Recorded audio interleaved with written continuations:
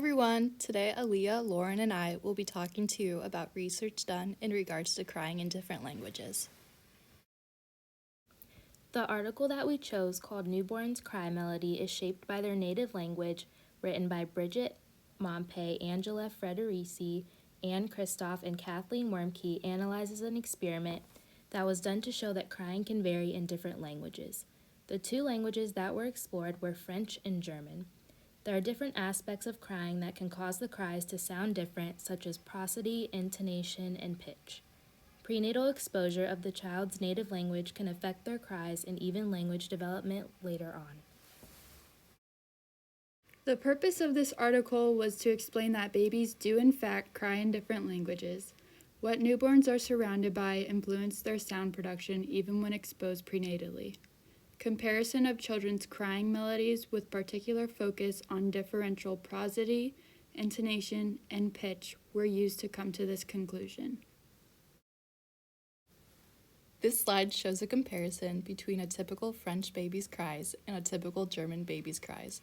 The graph on the left shows the rising intonation that a typical French baby has, while the right shows how German newborns produce more cries that fall from a higher to a lower pitch, mimicking the falling intonation of the German language.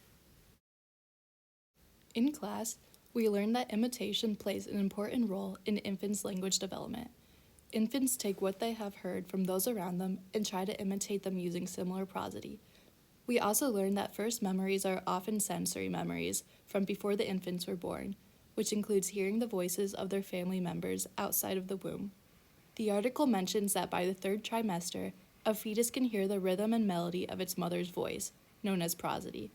Infants are sensitive to prosodic features of their native language long before speech-like babbling sounds are uttered or first words are produced. During this study, cries of 60 healthy newborns were explored. 30 newborns into French and 30 born into German monolingual families were studied. Prosodic features that are important for language development and differ in crying consist of melody, intensity, and rhythm. This study specifically focuses on possible influence of the surrounding language on a newborn's sound production. This is important because it does not only investigate perceptual preferences for the native language, and the use of recordings helped with comparing the data. The data of the study suggests that an infant's melody production is based on well-coordinated respiratory laryngeal activity, in contradiction to other studies that argued that cry melodies were strictly impacted by the respiratory cycle. This article is sound because various factors were explored that could affect the results. The study presented evidence and information about the difference of cries between the French and German language. This is not familiar knowledge to the public and provides opportunities for further research on other languages as well.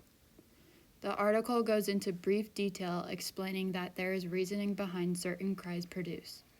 This is why some mothers are able to tell what their baby needs or wants just by the sound of the specific cry.